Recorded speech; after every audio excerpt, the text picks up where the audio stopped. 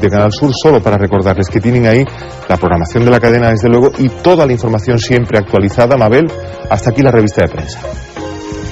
Muchas gracias, Carlos. Hasta luego.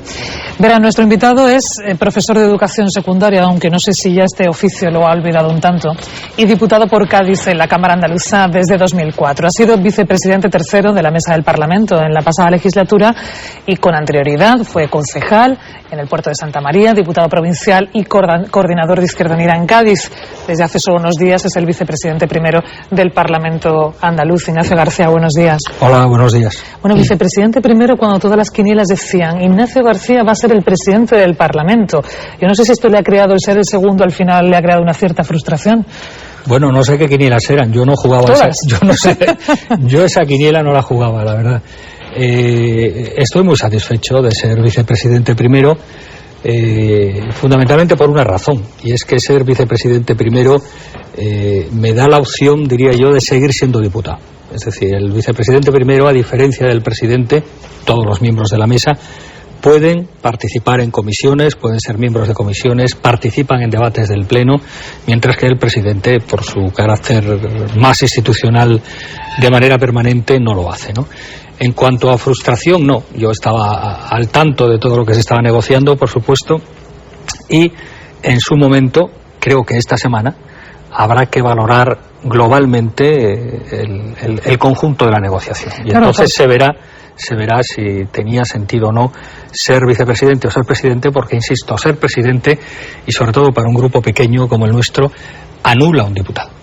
Claro, porque la reflexión sobre esas negociaciones, el por qué al final usted u otro compañero o compañera de la formación no es el presidente del Parlamento, es porque en un momento dado, esto que era algo que estaba pidiendo Izquierda Unida, al parecer planteó en un principio sobre la mesa de queremos la presidencia del Parlamento, y luego a la hora de las valoraciones dijo va a ser que mejor tengamos más peso en el gobierno, ¿no? Exactamente. Un gobierno en el que tendría quizás 3 consejerías Izquierda Unida, una con carácter de vicepresidencia. Es una posibilidad, en este momento está todo abierto, yo creo que en ese entorno de las 3 consejerías, de 3 para arriba pueden estar las cosas. ¿Y la vicepresidencia? Una vicepresidencia. Sí, parece que la vicepresidencia está ahí. Y en cuanto a materias, usted sabe que estamos en los días de qué materias serán las que prefiera Izquierda Unida, y se ponen una serie de materias, una serie de consejerías ahí sobre la mesa. Esas consejerías serían gobernación, por ejemplo, agricultura y medio ambiente, cultura. Estoy citando todas, ¿no? Pero ¿me puede citar usted algunas que cree que deben ser la preferencia, o que sabe que son la preferencia de Izquierda Unida? Todas, porque Izquierda Unida, como formación política y por la gente que somos, estamos preparados para asumir cualquier responsabilidad. Pero a algunos les gusta más que otras, ¿no? Evidentemente, pues a todo el mundo le gusta más unas que otras, pero no le hacemos asco a ninguna.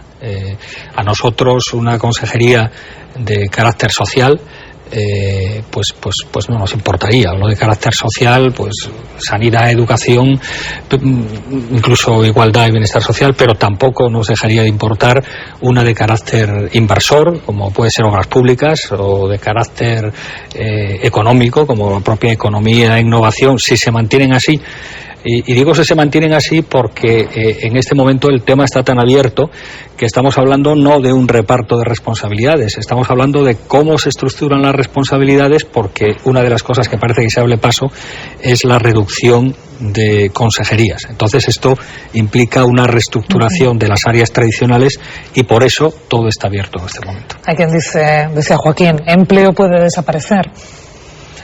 Hombre, empleo puede que como consejería única, pero la función no puede. No, en estos momentos es fundamental. Que se meta con otra económica, bueno, pues no lo sé. Eso en este momento es de las cosas, insisto, que en esa idea de reducir el número se está barajando. Y cultura debería, ya que ha desaparecido el Ministerio de Cultura, un poco como defensa, digamos, de esa diferenciación ideológica, debería mantenerse como consejería tal cual. Pues no lo sé. En cualquier caso, si desaparece o no desaparece, no va a ser porque lo haya decidido el Ministerio. O sea, no va a ser por lo que haya hecho el Ministerio. Yo creo que el gobierno andaluz, y en este caso su presidente, tiene la capacidad la autonomía y la capacidad de maniobra para decidir qué consejerías mantiene y no, o no, con independencia de lo que se haga en Madrid. En Madrid, por ejemplo, pues no sé, por ejemplo, universidades está en educación. Aquí hasta ahora se ha mantenido separada, relacionada con la economía e innovación. Son cosas que se pueden hablar, discutir, pero en este momento no se puede decir nada. Y le crea, cierta, iba a decir otra vez frustración, pero no sé si añoranza, decir, caramba, por una vez que va a haber gente de Izquierda Unida en el gobierno andaluz, yo no voy a estar en ese gobierno.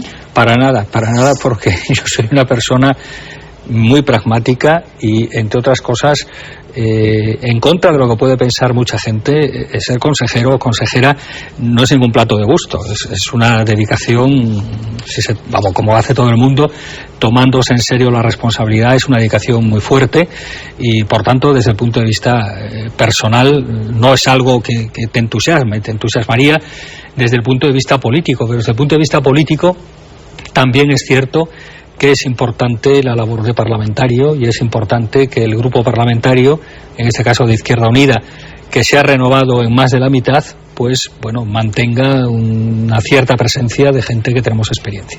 Y por eso políticamente estoy satisfecho. Es más fácil ver los toros desde la barrera, estar en la oposición, que en el gobierno, porque es lo que tradicionalmente le ha tocado hacer a Izquierda Unida. Parece que sí, pero estar tanto tiempo en la oposición también te frustra, y volvemos a emplear la palabra, te frustra un poco. Desde luego uno no está o no dedica una parte de su vida a esto para estar siempre en la oposición. Al final yo creo que lo que todo el mundo queremos es tener la oportunidad de gobernar en el sentido de poner en práctica lo que tú dices que vas a poner en práctica. Por tanto, bienvenida sea esta responsabilidad. No, estaba pensando en cosas como ayer, por ejemplo, veíamos a Diego Valderas participar en la manifestación Izquierda Unida, pues todas estas manifestaciones, además, en contra de los recortes del gobierno central, pues son muy activos y han convocado también manifestación y protesta. ¿Cómo van a combinar el hecho de que en un momento dado, estando en el gobierno, y cómo les va a sentar a las bases esto, pues no puedan ponerse a la cabeza de una manifestación contra unos posibles recortes que haga el gobierno en el que participa, en el gobierno andaluz? Porque decía Diego Valderas, seremos el partido del gobierno y de la lucha también. ¿Esto es posible combinarlo? Sí, es posible. En este momento yo creo que va a ser muy posible y muy frecuente. Yo también estuve en la manifestación, en este caso en Cádiz. Pero bueno, hay que tener muy claro que las manifestaciones de ayer en toda España eran contra recortes impulsados, promovidos por el gobierno central. Recortes que afectan a eso que llamamos estado de bienestar y recortes que en principio no tiene nada que ver la Junta de Andalucía con ellos. Nosotros vamos a ser coherentes, consistentes con nuestra acción política, no vamos a caer en el esperpento como han hecho algunos, porque yo lo he visto en Cádiz, de manifestarse contra sí mismos. Eso ha ocurrido y está ocurriendo, eso me parece un tanto esperpéntico. Pero tenemos muy claro que sobre los andaluces y andaluzas en este momento están influyendo, digamos, dos gobiernos, dos fuentes de poder.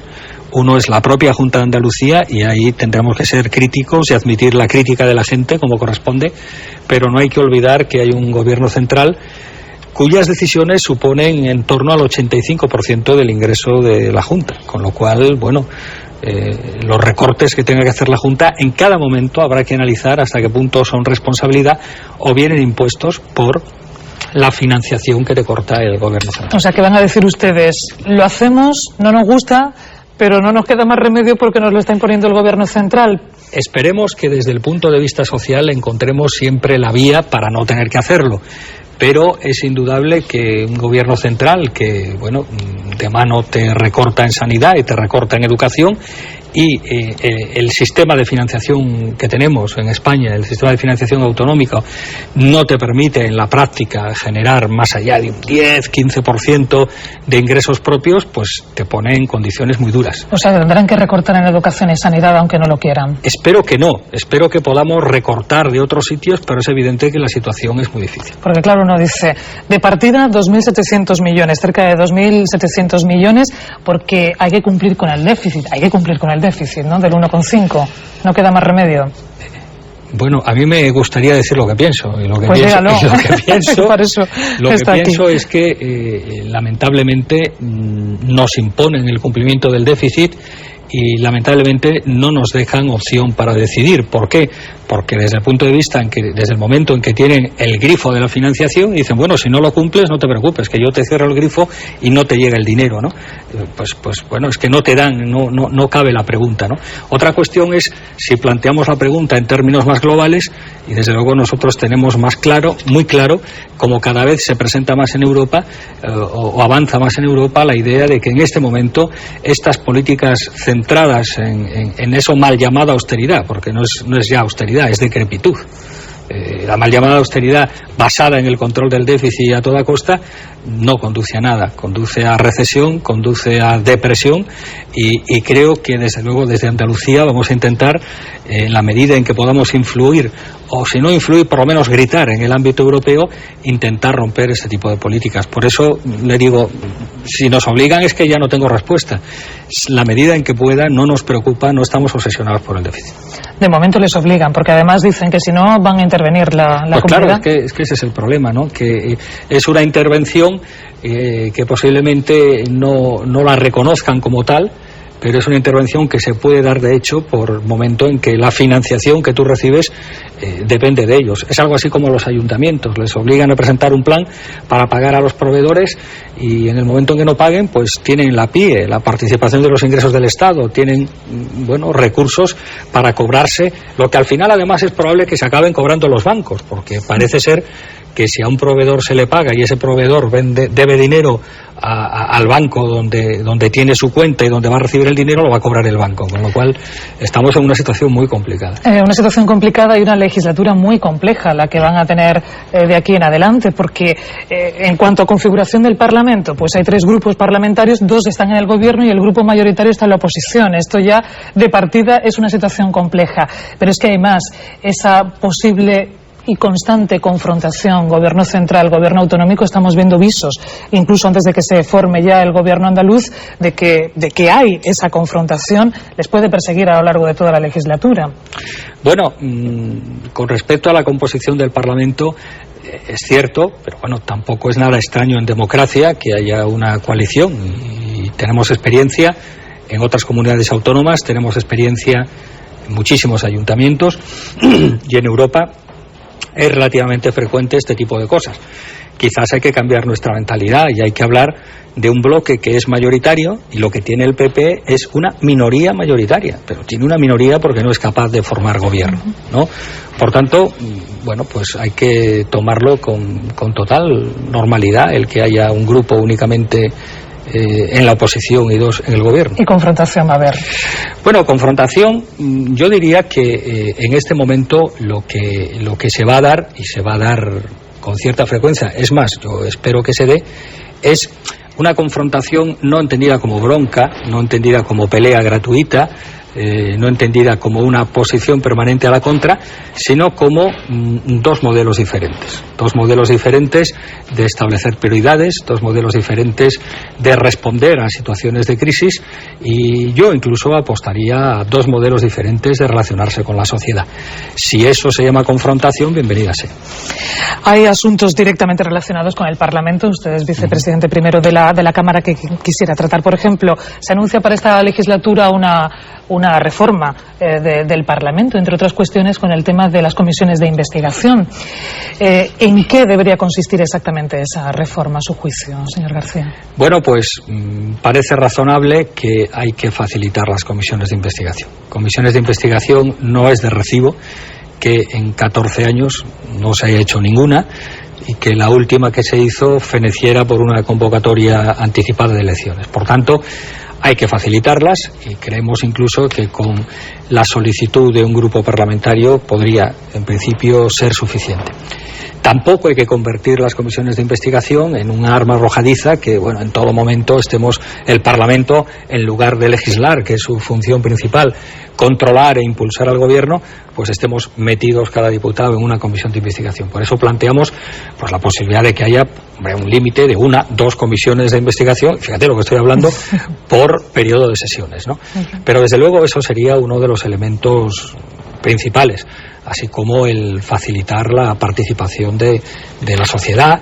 Nos parece que se queda corto el llamado diputado 110, Y una forma de facilitar la participación de la sociedad, no se nos olvide, es también reformar la ley electoral. Una ley electoral que tiene que ir avanzando en línea de aumentar la proporcionalidad, es decir, que el voto a un partido valga igual que el voto a otro partido. ¿Y esto supondría más número de diputados, más de esos 109 diputados en el Parlamento andaluz? No necesariamente, no necesariamente. Esto se ha planteado en algún momento porque era una posibilidad de utilizar los restos, digamos, que se pierden o que sobre todo perdemos los grupos pequeños en función de, pues por ejemplo a nosotros me parece que por estricta proporcionalidad no nos corresponderían 12 diputados sino 14 si hacemos el reparto proporcional.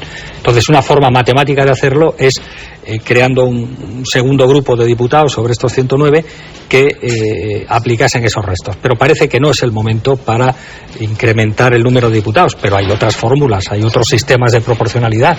Incluso hay un sistema italiano que se llama Paoli o algo así, que por ejemplo en lugar de dividir por 1, 2, 3, 4, 5, divide por 1, 3, 5, 7, lo cual de alguna manera facilita a los grupos pequeños esa proporcionalidad y se acerca más a la proporcionalidad directa. Volviendo al tema de las comisiones de investigación, anuncian, y ustedes además lo pusieron enseguida sobre la mesa, la comisión de investigación de los ERE. ¿Llega tarde esta comisión y cree que va a servir para algo? Nunca es tarde si la dicha es buena. Yo creo que al mal llamado caso ERES, yo lo llamaría caso de los ERES irregulares, me parece injusto meter en el mismo saco un procedimiento que a la gente honrada le ha servido, creo que le queda bastante recorrido. Creo que además el ritmo y el tempo del ámbito judicial es siempre mucho más lento y creo que una comisión de investigación en el ámbito de lo político, que no tiene que interferir o por qué interferir con el ámbito de lo judicial, sería mucho más ágil, sigue siendo necesaria y colaboraría y serviría, sería útil incluso para el ámbito judicial. ¿Y cree que de lo que se deduzca de esa comisión y también del proceso judicial que se está llevando va a traer problemas al nuevo gobierno PSOE-Izquierda Unida? ¿Les va a marcar a lo largo de toda la legislatura? Hombre, esperemos que no. Desde luego a Izquierda Unida no le va a crear ningún problema, porque ninguna persona de Izquierda Unida está complicada en el tema de los ERES. Confiemos de la inteligencia, en este caso del presidente del Partido Socialista, en que se cuide muy bien de introducir en el gobierno a alguna persona que pudiera tener alguna responsabilidad en el tema ERES. Si eso ocurriera, pues tendrá que pagar su responsabilidad política, y parece que una responsabilidad política definida, clara, objetiva en el caso de los ERES, parece que sería incompatible con una continuidad en el gobierno. Hay quien apunta incluso al presidente de la Junta. Sí, al rey probablemente también, porque es al final el que nombra todo. Pero en el caso de los ERE al presidente de la Junta. Por responsabilidades podemos aprender. Bueno, pues habrá que verlo, ¿no? Habrá que verlo. Un par de cuestiones y ya dejamos paso a los compañeros. ¿Van a ser capaces en el nuevo gobierno de crear empleo en el corto plazo aquí en Andalucía, o eso es misión imposible? Además lo tiene que decir así de claro, misión imposible.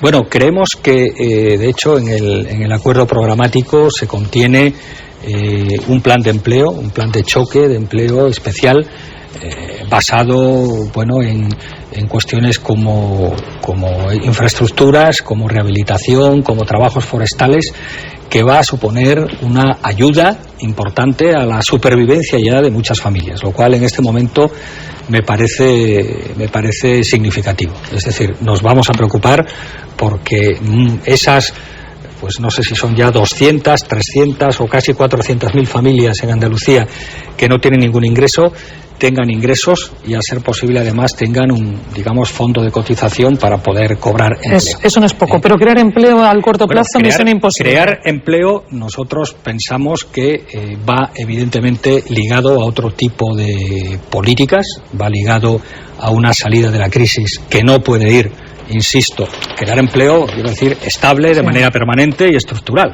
Podemos crear empleo, como he dicho, de manera localizada, de manera temporal, que en este momento sería muy importante. Lo otro, bueno, pues no nos engañemos. Mientras los bancos retengan el flujo crediticio y las empresas no dispongan de ese crédito para crear empleo, y mientras las instituciones, por vía de la imposición como prioridad de la contención del déficit, no hagan inversión pública, no se va a crear empleo. Algo tendrán que hacer entonces en este sentido. Por tanto, nosotros, en ese sentido, apostamos por intervenir, entre comillas, no estoy diciendo intervenir los bancos, pero intervenir en el sistema bancario para hacer que fluya el crédito, y por ejemplo eso, cualquier condicionante de ayuda sería fundamental, y apostamos por recuperar en la medida de lo posible la inversión pública como elemento dinamizador de la economía. ¿Van a sancionar a Sánchez Gordillo por romper la disciplina de voto? Hombre, me parece adelantar que va a romper la disciplina de voto, me parece adelantar. Bueno, ha dicho él que no va a votar. Él dice muchas cosas, pero habrá que esperar al jueves. ¿Cree que se va a arrepentir Sánchez Gordillo? Existe la posibilidad de que él al final, bueno, después de, ¿cómo se llama? Yo no juego mucho a las cartas, faroles o cosas de este tipo. Al final, pues se le ve muy convencido para ser un farol. Reconsidere su situación y por tanto en este momento no cabe hablar de sanciones de ningún tipo. Bueno. La esperanza es lo último que se pierde, ¿no? A ver, Antonio Avendaño. Queda poco por preguntar, porque siempre se nos escapa. O sea, pero bueno, sí, ya sé que del gobierno pues no va a concretar usted mucho. Le iba a preguntar de Gordillo, pero en efecto, digamos que se queda aún en el aire.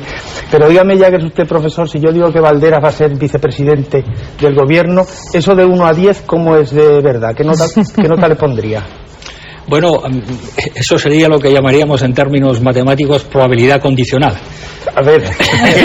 No estoy nada, es nada. A ver. Porque es profesor de matemáticas. Sí. Así.